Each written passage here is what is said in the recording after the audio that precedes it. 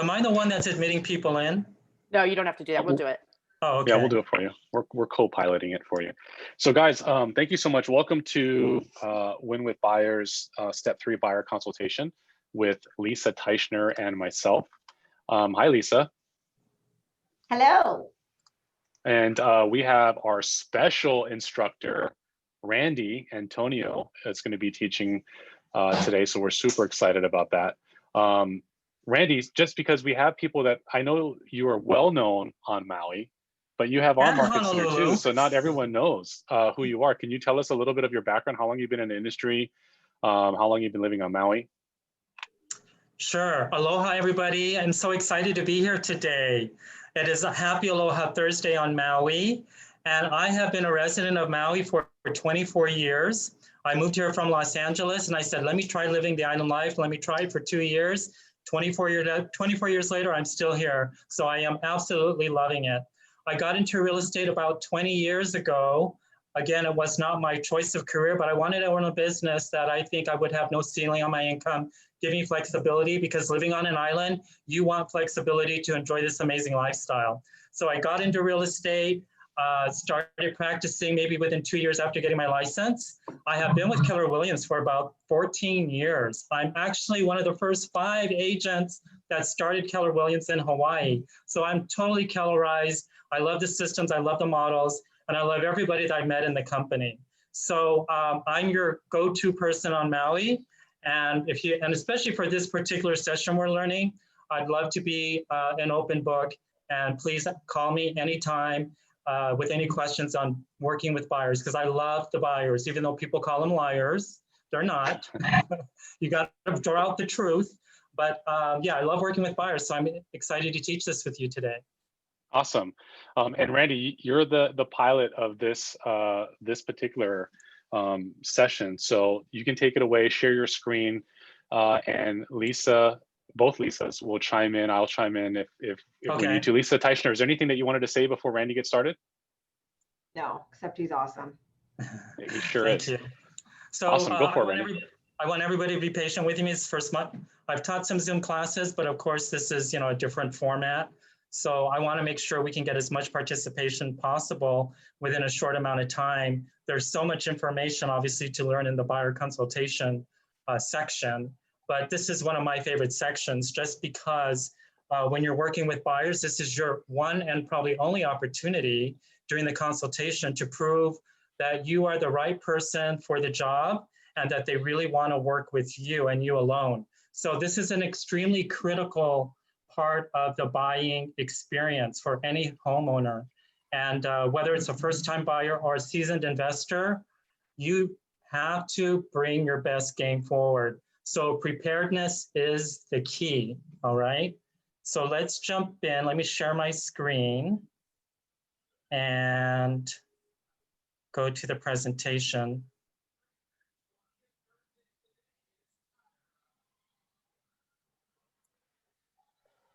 Can you guys see my screen? We sure can. Okay. Before I start, can I get a little poll or just ask how many people are within the business 1 year or less? If you don't have your video, put in the chat. Oh yeah, just maybe chat. How many of you are in the business 1 year or less? 1, 2, let me see, 2, 3, 4. Just 4, okay. So I presume everybody else is 1 year or more and has experience in working with buyers, so that's good. We can collaborate. One of the other questions I wanted to know is, what are, I mean, there's a lot of things to cover here, but what is one thing that you want to get out of this presentation today that's important? If there's one thing that you want to learn or need to know before this session ends, can you tell me what it is? Maybe you can type it in. Some of the questions that you want me to address.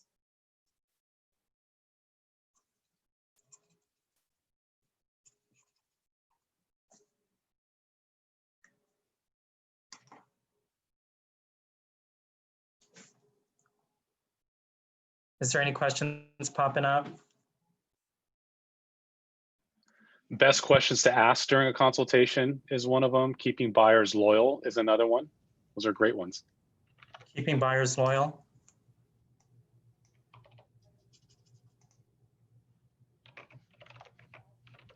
One is how to convince them to go with me, even though I have no experience or stats to prove anything yet. Right. Okay. Maybe one more.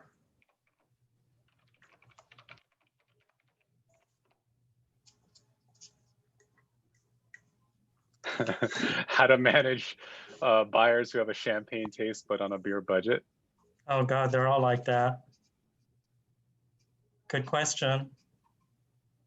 Champagne. What is one thing that you do that is unique and makes you more successful with buyers and other agents?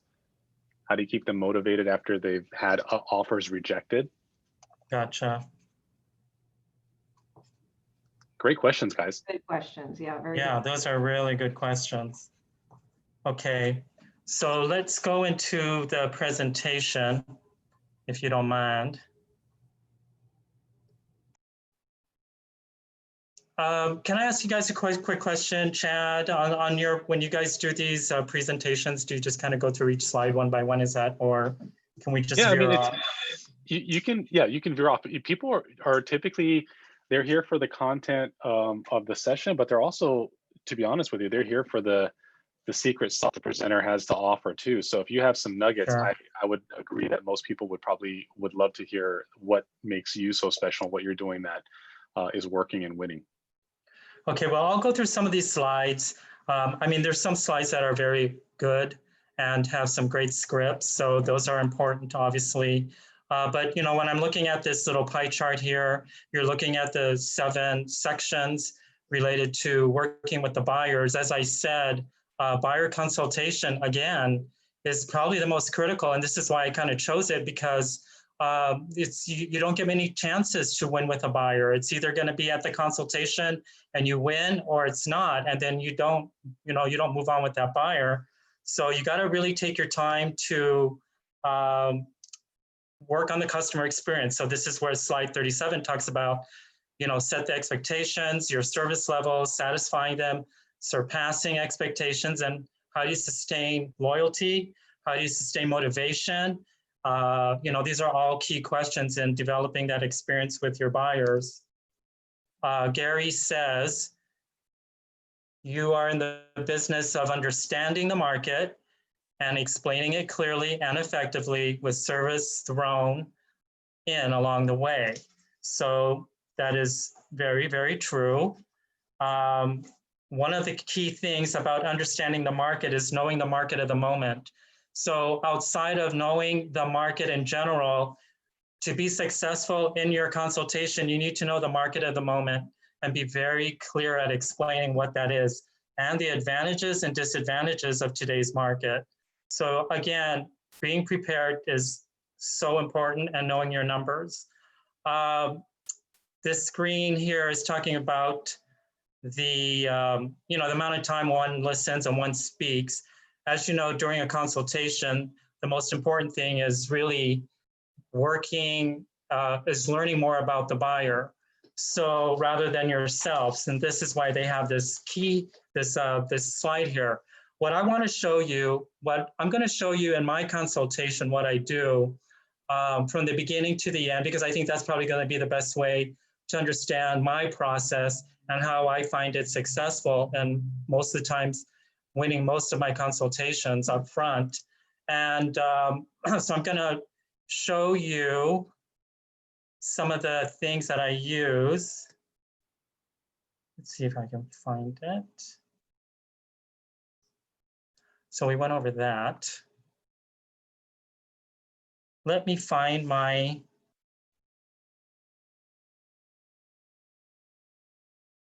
so I think the first thing I want to show you, and I got to find it. Thought I had it on my screen, but I don't. Oh, here it is.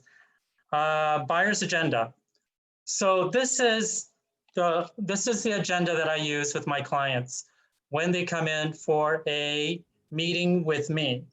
Okay, wait, Randy, can you reshare? Take this, because I'm still seeing the PowerPoint.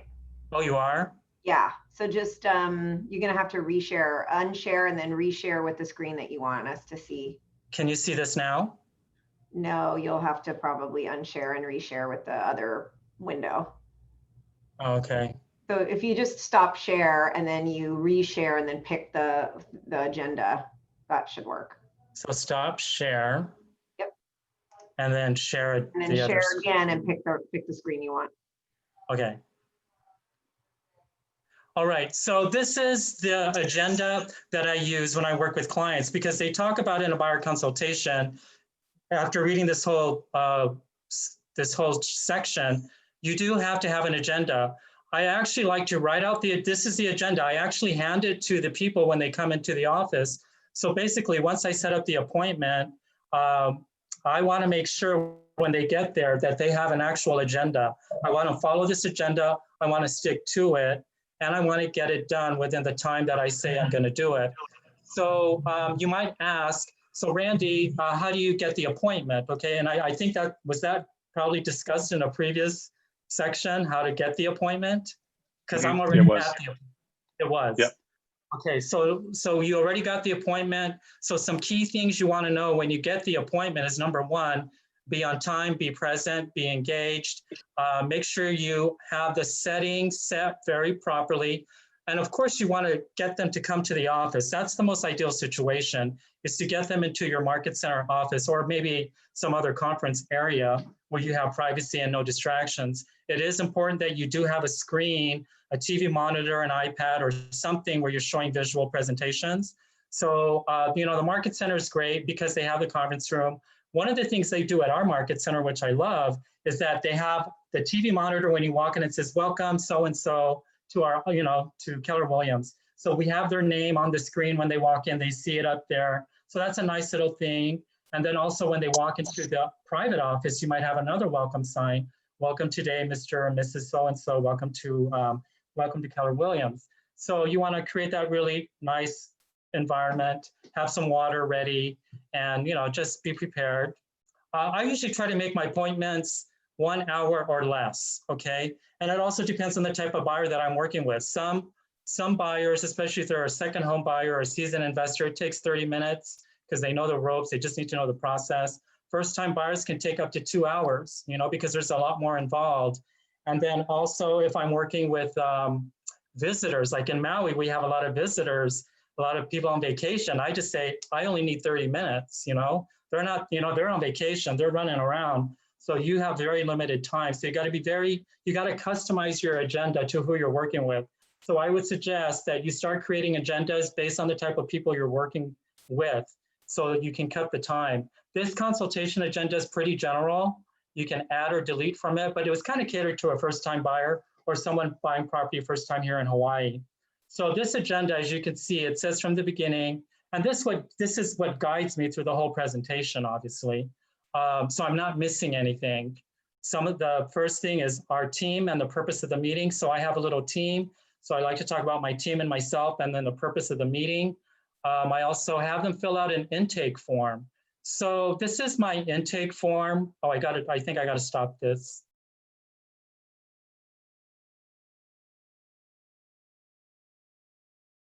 So I have an intake form. Do you guys see this?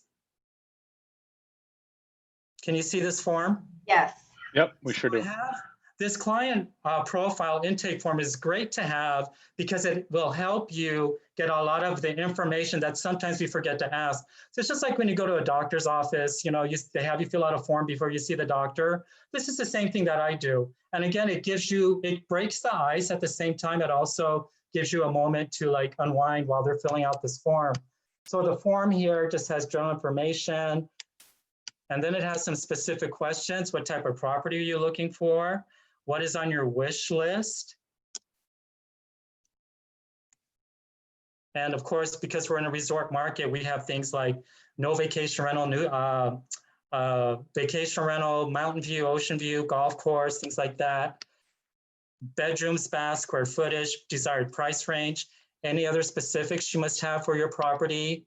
Also, describe your current home. That's really important because even if they're just renting or if you're working with an investor or a second home buyer, it's always good to know what do they own today or what are they renting today? What works for them, what doesn't work for them.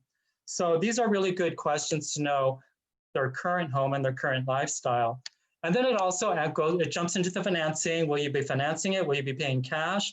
How much down payment? Have you met with the lender? Are you pre-approved? How soon would you like to close on this purchase? So, that's always a critical question in any consultation. How soon do you want to purchase? 30 days, 60 days, 90 days? So this will kind of also, also help you plan what kind of program, a post program of how you're going to work with them on a drip system, et cetera, or how soon you got to start showing properties. Another key question, if you find the right property today, are you prepared to make an offer? Okay, so that also is, you'll be surprised how many people will say yes. So that tells me they're an A buyer, maybe 0 to 30 days, they're ready to buy. Move them up to that A category, ready buyer. And do you have any of the other relevant circumstances? For example, a 1031 exchange, do they have to sell another home? Are they moving? Again, these questions are very broad, but it gives you a dialogue to begin with each of your buyers. Any questions on this?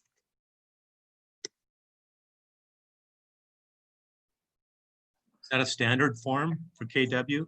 No, I created it myself. Ooh, I just noticed there's a typo on it. No, this is a form that I created, and I try to keep it simple, 2 pages. It takes them 5 minutes to fill it out, 5-10 minutes. But again, this is such a good way to start the conversation without having to jump in with not knowing what to ask. Most of your questions in a consultation are already in here. Now you just got to expand on each one, okay? So Randy, a couple people asked if you'll share the copy of this, if we can send it to them. Yeah, of course I will. Okay, great, thank you. The first 5 that ask pay me $100. After that, it's free. Perfect. Okay, so let's stop the share on this one right here. So let me go back to my agenda. Oop, that's not it. That's my opening script. Well, let's look at this opening script because this is also part of the consultation before we even meet. I mean, once we're sitting down at the table, I give them the questionnaire. Here's how I introduce myself. Hey, thank you for meeting with me today, Mr. Buyer. The purpose of our meeting is to accomplish 3 goals. 1, to explain the home buying process. 2, understand your needs. And 3, decide if you want to hire me or maybe we part ways. And finding an agent is like going steady with someone new, I always tell them. You're in a temporary relationship to see if you like each other, get a feel for how you work together. Sometimes it works, sometimes it doesn't. So I'm hoping after our time together today, you will get a feel for me and I for you. And if you think we're a good fit, vice versa, then we agree to go steady for 90 days and prepare a written a buyer's agreement, also known as the commitment, to outline the terms of our services and commitment to one another.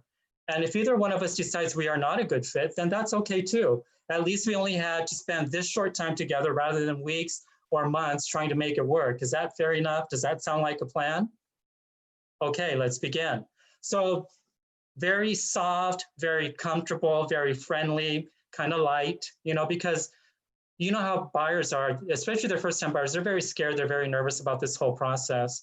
So I like to keep it very light, but it's very true. If you're gonna do a buyer's agreement, I usually work with people 90 days at a time. I don't like to go beyond that or less than that because obviously if they're ready to buy now, of course they're gonna get committed right away. But there's a lot of people that are just taking their time. So I think 90 days is a good fit. And also I do shorten the days if it's a visitor, like we work with a lot of people coming off the streets here. I'll do this for 7 days for the days that they're here on island to keep it short, okay? But for people that live on island, usually 90 days is good. I've never had any complaints about the 90-day period. And of course, if it works, we just keep renewing the agreement, okay? Any questions on this little opening script? It's great. Just a comment of one thing that I like about the 90 days that I put in the chat is it's a really good idea in setting the expectation that they're going to buy within that time frame. I mean, that you're setting that, and you really only want to work with people that are going to buy within the next 90 days like actively working with them, right? Correct, So it's a good time, it's a good frame of work, and you can extend it, but that's not the expectation. correct. Whereas if you do it for a year or 6 months or whatever it is, that really does kind of psychologically allow for that to take that long. So I like that. I like that expectation. I think that's smart. Yep, we wanna develop the boundaries with the buyers right away. And part of your consultation is telling them how you work and what your boundaries are, setting timeframes. Like, for example, I am a big time blocker. I actually teach a class, Time Blocking for Success. And one of those things is I tell the buyers, my clients, my hours that I work and when I'm available. Because the moment you leave yourself open, that you're available 24/7, they will call you 24/7. If that's how you want to run and operate your business, that's fine. But if you're in this business for a long haul, you better learn how to define your boundaries quickly and set regular business hours. They have regular jobs, most of them. They have business hours. You should have business hours and stick to it, okay? And trust me, again, I don't get any backlash when I tell people I'm available 9 to 5, weekends by appointment. They're good with it. If you call my cell phone, you'll hear the same thing. I'm available 9 to 5, weekends by appointment, okay? So defining boundaries is very important and setting that expectation up front, because maybe they're looking for an agent that's 24/7, okay? And maybe you're not the fit, and that's fine too, You probably don't want to be, having them call you day and night. So it's very important to set the boundaries up front. That's why you got to set those expectations. So let me see if I can go back to the agenda, because I kind of want to start.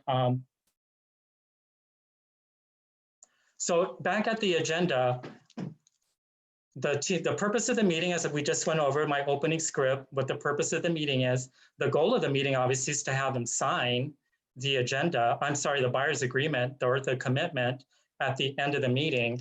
So the next thing I have them do is fill out the intake form. I showed you the intake form. The intake form gathers all the pertinent data that you're going to need to continue your dialogue. But the real critical question is why now? And that's the question. Why now? Why are you seeing me today? What's happening in your life right now that's prompting you to want to buy a home? So this is where this is where the listening kicks in, and you got to take really good questions, and you got to be an active listener.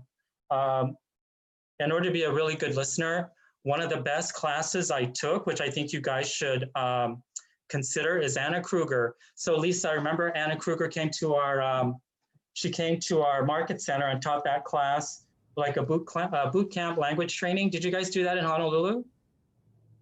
Some teams did, not for the market center, but on some of the teams we did. Yeah. So just one of the key takeaways from that boot camp training on language training, and and you should always seek out anything to help you become a better question. How to ask better questions is really important. One of the big takeaways from Anna Kruger is that why is probably the most important question, and then probing and digging deeper. So once you start digging deeper, go at least 3 levels deep as to why their answer is that. Go at least 3 levels deep, and then you go back and reiterate the 3 things that they said, okay? So this is good in any interview, whether it's a seller or a buyer. Always try to get 3 why questions and dig deep beyond each one, then reiterate, clarify it, because you'll be surprised when you repeat it back to the person. They're like, oh, I think I forgot something else, or oh, I don't remember saying that, So you can use this as leverage, obviously, during the course of your time working with them, especially if they're asking about why do you want that in the house? Why is it important that you have that feature in the house? And what if you can't find that? So if you just listen carefully, take really good notes, because your fortune is in your notes also, right? The better note taker you are in dealing with clients, the better you're going to be as a credible and someone who actually, they say, listens to me, because their spouses don't listen to them. So you have to be the person that they trust and they listen to, okay? That they can trust that you're listening to what they want. So going down the agenda, the next thing after going through the why now and asking all the general questions about the needs and features of their home, another important factor, of course, is financing and the 10 commandments. So in the financing matters, not every buyer is pre-approved, would you agree, when they come into your office? Some of them have not got through that stage yet. So that's another dialogue of working with your client or the consultations going through the financing. And that could take some time. But what I've learned during the financing matters is if they are not pre-approved, one of my key questions is if they're renters, it's like, what are you paying in rent today? And is that rent that you're paying now, if we could find you a mortgage for that amount, would that be something that you'd be comfortable in? So that at least sets the gauge that they have some hope to find property at that price range, because that usually in today's rent market, it's equivalent to something out there, okay? So yeah, financing matters is important. And there's what I call the 10 Commandments. I have a handout, I'm not showing it here today, but the 10 Commandments are the 10 things you shouldn't do while you're going through the underwriting process. You know, like don't buy a car, don't get a new job, don't co-sign for anybody, things like that. So these are just important things you should, discuss with the buyers, because a lot of buyers think, that, they could buy a car or maybe rack up another credit card. So those things are going to kill the deal. So you got to be really clear on letting them know what you can and cannot do during that time. Another really important document is the Buyer's Advisory Guide. Now, how many of you have a Buyer's Advisory Guide that you use? Because we have one. Of what that is, like what's in your advisory guide. So I took the Buyer's Advisory Guide from our Keller Williams Market Center. We have I think we still have the document in there. Let me show it to you.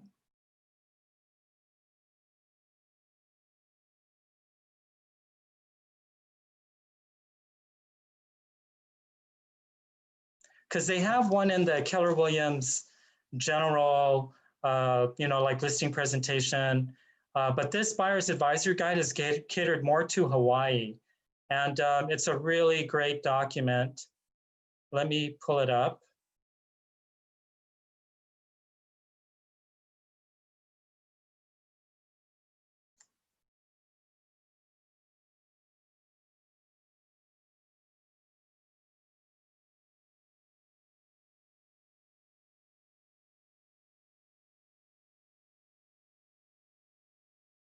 So have you guys seen this document, Before You Buy Advisory Guide?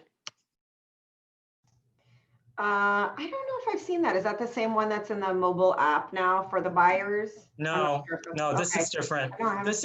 This one is catered, has a lot of Hawaii information in it, such as it talks about, it's great. It talks about the, representation, multiple Keller Williams Realty Maui buyers. That's a really important one to know, because when we think about dual agency, sometimes we just think, an inside sale, but it's also, if I'm working with multiple buyers interested in the same property, that's a dual agency situation. It also talks about building permits, CC&Rs,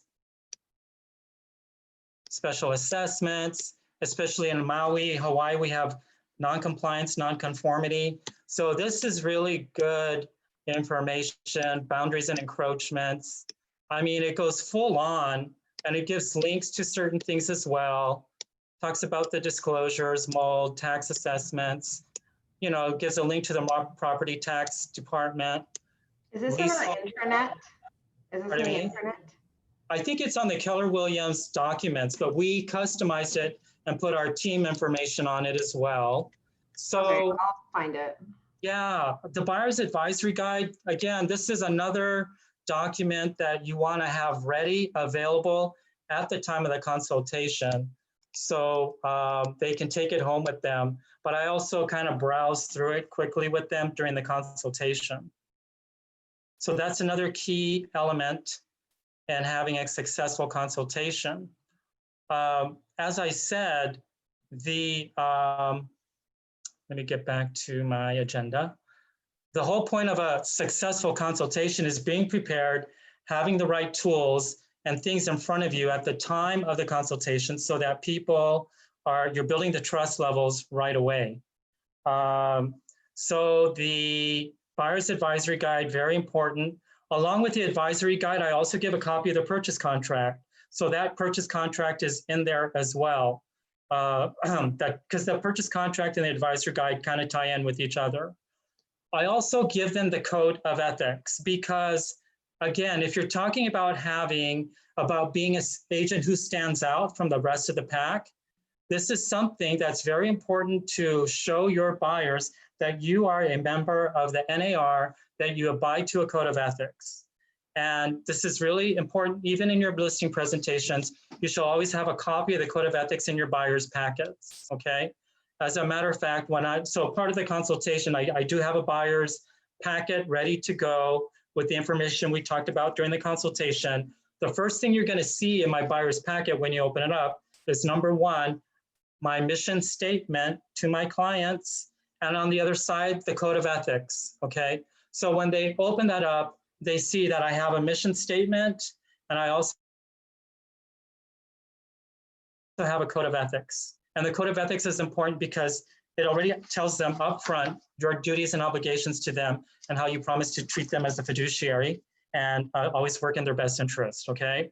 Again, just take a minute to explain the code of ethics, show them the first page with the preamble and the articles.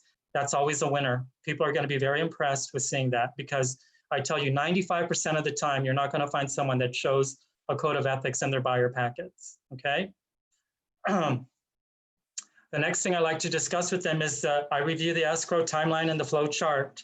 So on the escrow timeline and flow chart, do you guys have a copy of that or where to get that? Do you guys have a flow chart that you work with when you're working with a buyer to show them the process? Okay. Let me find it.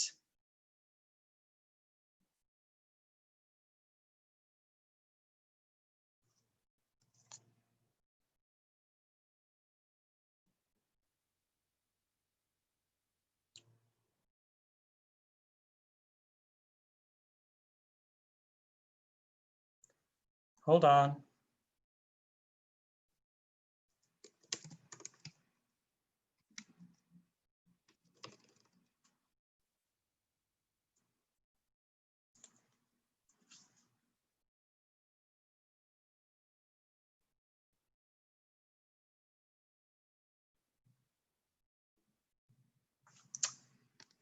Sorry about that. Okay, I found it. Now I just got to get it on the screen again.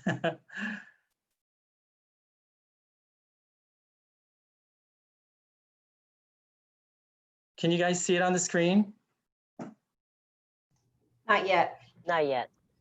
No, okay.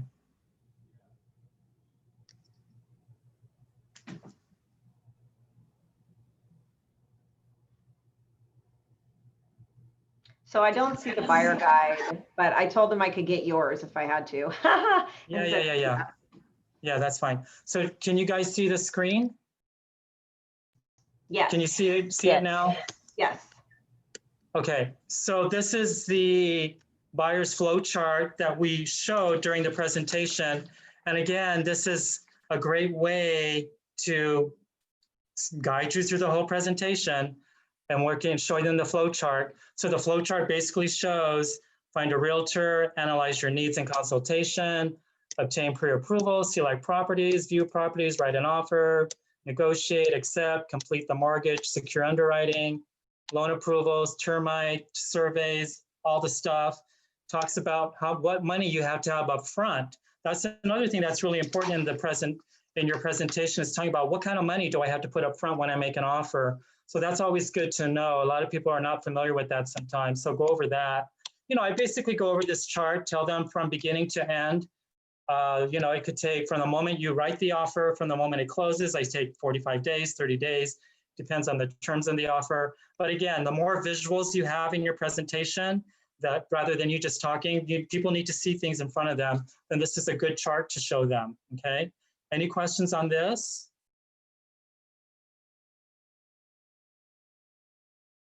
All right. That's great. I think that is in the buyer consultation. I think that is in the buyer consultation packet, the general KW one as well. Yeah, I think so too. Again, every time you have a printed matter, try to customize it with your team name or your picture or something on it. You know, try to customize as much stuff that you have before you meet with your client, so it looks very packaged. So let me go back to the agenda.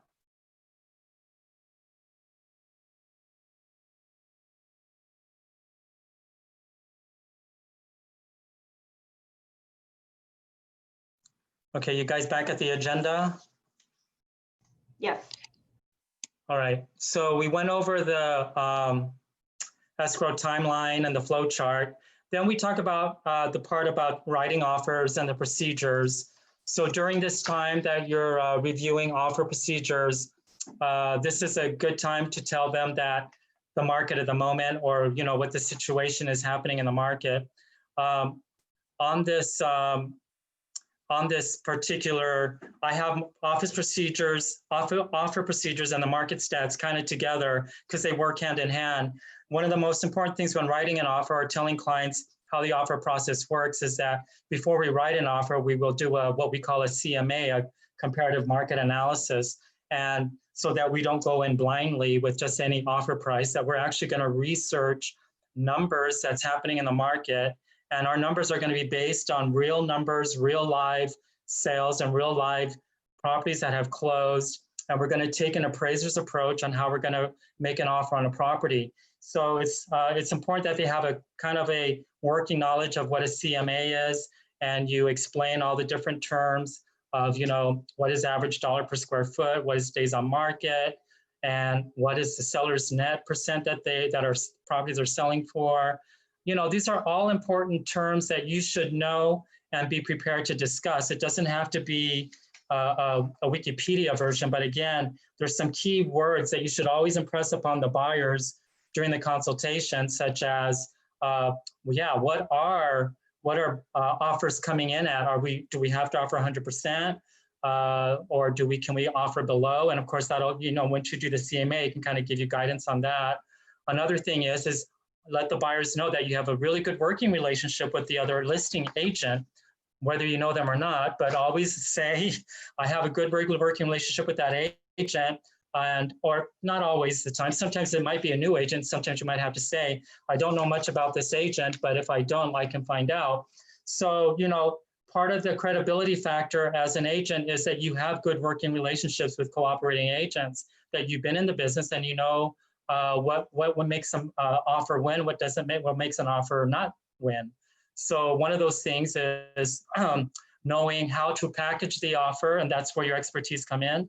You'll tell them that you'll write the offer. We'll write a love letter with the offer, especially in a multiple offer situation. You want to write a love letter to the seller, letting them know why you connect with that property. So those are some of the things that you want to discuss in the offer procedures. Let them know the timeline on how long it takes for them to get a response on that offer, and then what can happen after the offer is either accepted, countered, or rejected. So those are just things you discussed during that. Any questions on offer procedures? I just glanced through it because we got 20 minutes left. I want to go through the rest of this. The next thing I want to discuss is the market statistics. So if anything, I can tell you also, outside of the opening script, I think your market stats is probably going to be your compelling reason why they might want to work with you, especially if you're working with investors, second home buyers, and also first-time buyers. You got to really know the market stats, okay? And I do this weekly with my team. We review the stats every week.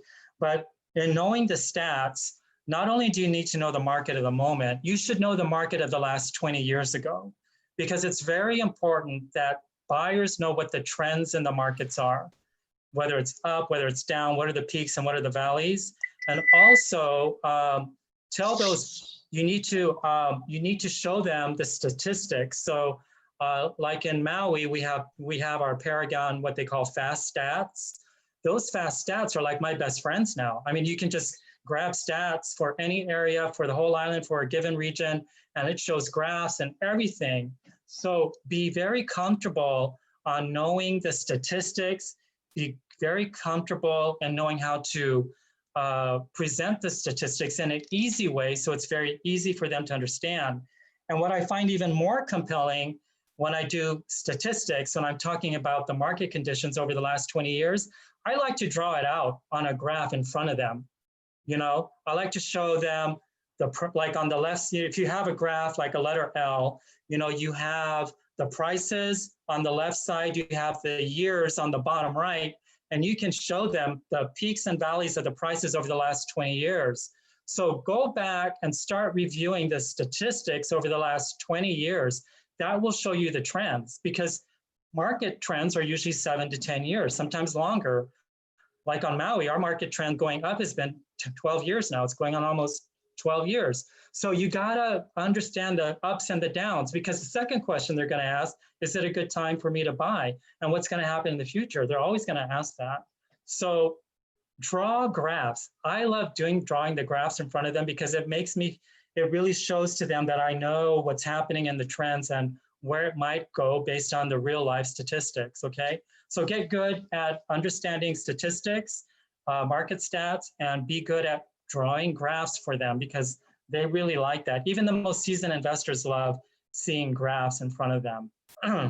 So again, speaking of types of people you work with, for those of you that have done the DISC, always try to get get a feel for the buyer and what is their DISC orientation.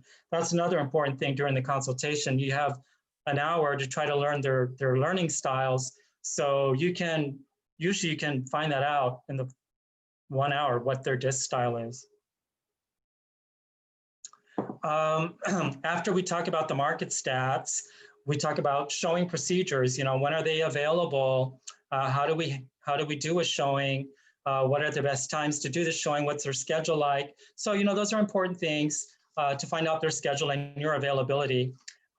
Because I'm a time blocker and I'm I want to stick within a schedule, I like to do all my showings after 11 through the rest of the afternoon, because my mornings are pretty protected with lead generation time. So I always schedule appointments after 11. And because I usually work Saturdays. I don't tell them that, but I do. I usually keep Saturdays open also for potential showings. So if they can't do it during the week, then I'll try to leave a Saturday open. And if they must do it on a Sunday, then I'll try to accommodate a Sunday as well. Okay.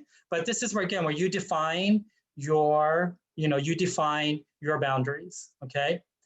And I know in the next section, you're going to talk about how many homes you should show, but for now, just try to keep your showing times limited to a few hours, and don't go overboard trying to show everything in one day, because it doesn't work and you'll get burnt out, and they'll also get burnt out on it. One of the things I like to talk about with the clients is once they start showing homes, to drive by those locations different times of the day to get a feel of the location, make sure it's what they really like, because you can always change the house, but you can't change the location. So it's really important that they go to those areas and drive by different times of the day. Another thing I like to talk about during the consultation is, how do we get paid? And this is where you can start talking about for sale by owners, if they see signs, signs along the way, if there's new developments. Again, when I talk about how I get paid, I know in the book here, they were talking about telling them that the seller pays for our commissions, but that's not always true, because sometimes if it's a for sale by owner, that's why I brought up for sale by owners here, which is really important, and new developments. So these are things you should bring out up front, because there are new developments, and yeah, we still get paid, but sometimes they can just walk in there and, not without knowing that they're being represented by the seller, so to speak. So you got to explain all the ins and outs of working with new developments, working with FSBOs. And if they see signs on the property, you got to explain to them, don't call them. From this point forward, once we have our agreement that we're working together, I will do all the calls on your behalf. That's what you hired me for. So make sure they understand you do all the legwork. You call the FSBOs for them, new developments, you arrange all those appointments, okay? And be very clear on how you get paid. I like to get engaged people and seeing me write things out. When I do how I show them I get paid, I usually show in front of them, I get on a piece of paper, I show a picture of a house, and I put I put a dollar value on the house, and then I put 3% and 3%. That's how we get paid. Then I kind of talk from there. And they go, oh, okay, I get it, okay? So I like to, again, do some real live engagement with to get them involved in how we do things. And then confidentiality is another thing I talk about, especially outside of the code of ethics, where we're talking about fiduciary responsibilities. When I talk about confidentiality, I'd like them to know that I am their trusted partner throughout this whole experience, from the beginning to the end, that everything that we talk about is just between us and never goes beyond us. The only other people that might get involved with confidentiality matters would be, of course, the lender and the escrow officers. But other than that, it's just us. And I also tell them, don't talk to strangers, coworkers, family, and friends rule, okay? I added that in there because on Maui and any small town, everybody knows each other, right? And sometimes your friend, your coworker is looking to buy a house as well. And if you guys start chitter chattering about, oh, I looked at that house, I think we're gonna make an offer on that house, you know, the Coconut Wireless spreads information real quickly. So I always tell my clients, don't tell anybody that you're buying property. You know, it's none of their business. Even sometimes family, you know, you have to be careful and filter what you tell other people. So they always appreciate that because, yeah, I said, let people talk about them buying houses, but, you know, but just keep your business as secret as possible, because you don't want things to leak out about you made an offer on that, you got rejected, or, you know, word gets out. It's 2 degrees of separation here. So that's another thing. And then to wrap up the agenda, buyer's agency agreement. So this is where I jump into the agency agreement, and, you know, you kind of tell them, based on what we talked about today, are there any more questions or concerns that we need to address? And, you know, so that's the open talk again.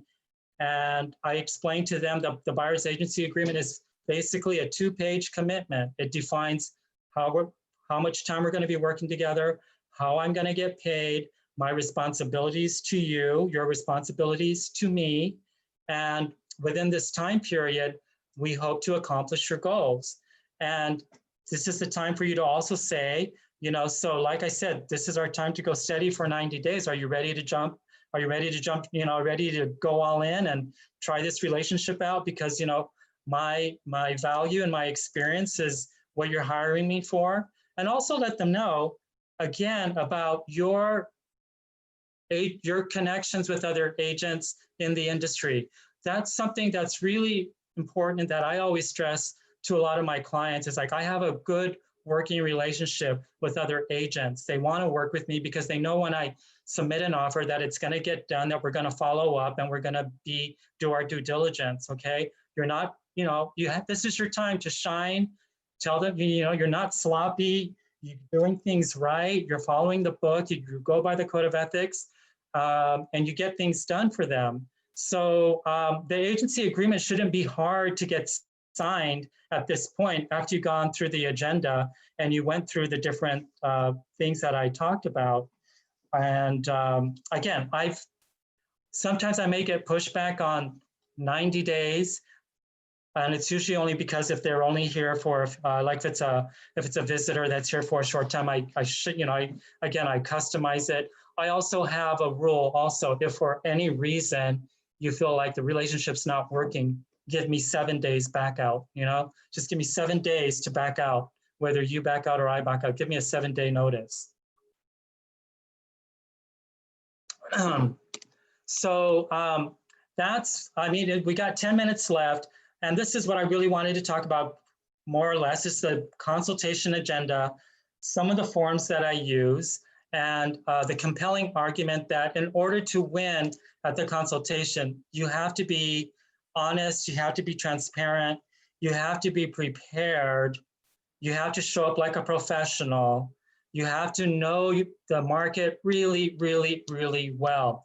So I can't enforce enough how important it is to know statistics, know the graphs, and also know the inventory, because if anything else, they always want to know what are the best buys, what are the foreclosures on the market. You know, they want to know those things. You should always know at the tip of your tongue any hot buys at any given time whenever they're asking. So, again, this is a short version of the agenda, but as we're talking about the market, I go over those things such as hot buys, bank-owned listings, short sales, things like that. And we look, and sometimes if they're really engaged, they want to stay longer, because most of the time they want to stay longer. Well, can you show me what's available now? Can you show me what's available now? So then you've already got them under your belt. Once they say, yeah, would you like to see more properties? That's another way to end this also. It's like, after they sign the agreement, can I show you some properties now that might be available in your price range?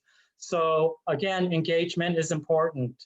And let me just go back to some of those questions that you guys had while we have a few minutes here. So one of them was keeping buyers loyal. So keeping buyers loyal is, again, it's all through the follow-up and the commitment that you make to them, okay? If you say you're gonna do something, you better do it, and always commit to the time that you say you're gonna spend with them. Make them feel like they're the only girl in the world, as Rihanna would say. They gotta feel like they're the most important person in the world. So that is what gives loyalty. And by the way, another important thing I learned is there's no such thing as under communicating or over communicating. They want it. You need to call them as often as possible, Never feel like you're intruding on them or that you're bothering them, because they need to hear from you. And the more you call them up, they're gonna like, okay, this person's really working with me. This person's really on top of things, okay? So over communicate, always over communicate. So another question was, what about an inexperienced agent? How do you convince them to work with me? Well, then, as an inexperienced or new agent, you got time on your hands. You're the person that can really be committed to them because of the time you have to work with them. A lot of busy agents can only work with so many clients at a time, okay? Or if they're a team, they're gonna have their buyer's agent work for them, and sometimes that's not always a win-win for a client. So impress upon them that you are a solo agent, but you have a lot that you will commit the time and that you're ready for them. And for those that have champagne taste and a beer budget, well, you know what you do, for those that have champagne taste, then you work within their budget, but then you always want to show, if we went up maybe another 50,000, here's what you can get. And how can we offset the difference of that property with what your budget is, or maybe, show them other options, like maybe we can have seller financing, maybe get a house with a rental on it. Anyways, there's ways to deal with that champagne budget. And I think that's one thing I do. So what is the one thing that I do? I forgot what that question was, but I think that's it. It was just that sets you apart and makes you different, but you already really covered that with all of the things that you do in your consultation. Yeah, like I said, just be prepared, know the market, and look professional, talk professional, and study and learn the language of sales. Can't tell you how important it is to be very authentic, but not pushy. Be yourself, find the right style, because the agenda, your consultation agenda, is either going to win them or not. Okay, and you only got 1 hour to do that. And practice scripts. Also, Randy, just in addition, the person who asked about the new agent also asked about statistics. And what I would say to them is that you can lean on your brokerage's statistics. I mean, when you don't have your own because your lack of experience, lean on your brokerage's statistics. So make sure you can share those, because those are going to be impressive as well. And you can use those until you start getting your own language of real estate statistics. So I want to mention that. I have one question for you, Randy. When you were talking about, one of the things that you cover is for them to not talk about their real estate purchase. And this is the opposite of some of the things that we've taught in the past. And so I want to clarify, because what we tell them is they're going to typically talk to people about them buying real estate. So you want to teach them how to refer business to you. It's an opportunity to get referrals. So what I would love for you to cover is how you teach them to refer to you, because they are going to talk to other people that are doing real estate business. I appreciate what you said about them not sharing the private issues because they may be in competition with those people. So how do you handle the referral situation or getting them? So as part of the consultation and part of the script is basically saying, if I do a job, if I can earn your business today and over time, then I would always want to earn the business of your family, friends, colleagues, coworkers, things of that, adding that script as well, that I'm here to help you and hopefully earn the business. So I become your realtor for life and I can earn the business of all your other friends and family that way too. Yeah. Great. Yeah, I know you have a lot of repeat and referral business too. So. Yeah. So- Because that is a longevity factor. I would love to hear if, I mean, we can answer a couple more questions. I would also, if anybody has something else in the chat box. Oh, Chris is asking, how often does KW Maui update our stats and post it? Brokerage stats, not super frequently. So if you need them, we can pull them for you when you need them. Obviously, just general market statistics are good, but if you want our company stats to use for leverage in a listing presentation, we can pull them. Just request them at any time. You can go to Cheryl. She knows how to pull them. They're posted and like maybe semi-annually, potentially quarterly, but not really more frequently than that. The other thing, so ahas, I'd love to hear some takeaways that people have had. Can I add something? Yeah, Chad. So one of the things that I wanted to add to it to answer or to add another component to answer the loyalty question, how to keep someone loyal. For me personally, what I found is making sure that you set the proper expectations during a buyer consultation, because one of the things that will absolutely create disloyalty is surprises for a buyer. So for instance, and to Randy's point, knowing the current market and understand, like if I was in a buyer consultation right now, I would tell someone, listen, we might be writing 6 or 7 or 8 different offers, and it's okay. We're not going to have the first handful. We want to try to get them accepted. We may not, and it's okay. It doesn't mean that we lost, because there's a lot of competition. But if you're setting that proper expectation that we're going to have to look for a lot of homes, we're going to have to write a lot of offers, it's not a surprise to them. Or one of the other things that I'd mentioned too is during the consultation is there's no such thing as a clean bill of health on a property. So when we do a home inspection, expect there to be a lot of different things, and it's okay. But that creates that situation where when that comes out to be true, they're like, oh, I'm with the right person. This person really knows what they're talking about. So creating the right expectation and to Randy's point, knowing the market, I think is also what helps to build that loyalty and trust. And just by going through the process, that's great, Chad. I like the clean bill of health script. By going through the process of the buyer rep agreement, if you're not using that, just by going through that and explaining it and going through it creates loyalty, because they have a much better understanding of the relationship. If you're using that, that really takes care of a lot of that. If you don't use it, that's where you run into more problems. Yeah, so that's, obviously when you're there, I like to call it a commitment sometimes rather than the agreement, because our whole relationship with clients is loyalty and commitment, and it's easy to lose that along the way. So I like to build that word commitment right up front. We're going to be committed to each other for 90 days, and as part of that commitment, I will do this, this, and this for you, and I expect this and this and this from you. So yeah, learn to bring in the C word as much as you can in your dialogue with the clients, because they want to know that you're committed to them all the way till the end. Awesome. Wonderful. Thank you, Randy. That was great. Thank you. Yeah, I really appreciate you sharing. I think it's incredibly valuable, the content from the regular training and all of the things that you do. I mean, so takeaways, I just want to hear a couple of takeaways, because I'm looking at that going, man, making sure having consistency in what you do with clients is really critical. What else? What are some of the other takeaways you can put in the chat box or unmute? Can we get a couple of those before we sign off? Ray mentioned a good one. She in the chat, she says she loves how he calls it a love letter. I think that's great as well. Yeah, that was good. I'm sorry, what was that? Love letters? Ray loved that you called it a love letter. Molly says, I love all the visuals. If I was a client, I would be happy with him. Yeah, that's what I was thinking too. I'm like, I want to work with him as a buyer. And Eileen says, I often use love letters. I heard that NAR is advising against this due to unintentionally violating equal opportunity housing protected classes. Can this be confirmed? Just by the fact that you mean you're calling it that in terms of it being a relationship? I don't know. I mean, I would say talk to the broker about that, have them look at what you're providing or what you're saying to see if it could be an issue in terms of violation. I had some great love letters in my years of doing real estate. I think the winning one that I had was when the daughter drew a picture of the house and her family in front of it, and we submitted that to it was a, it was like a multiple offers. So I didn't ask her to do that. She just, That's amazing.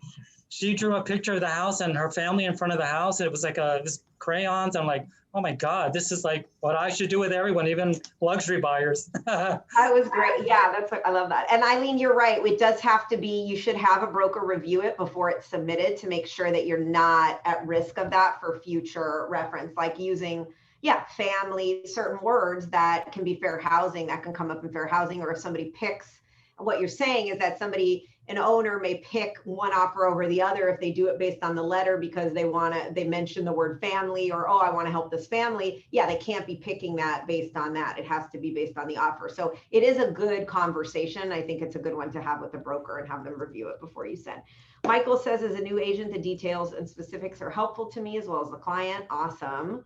Great, Michael. And Nancy, let's go steady for 90 days.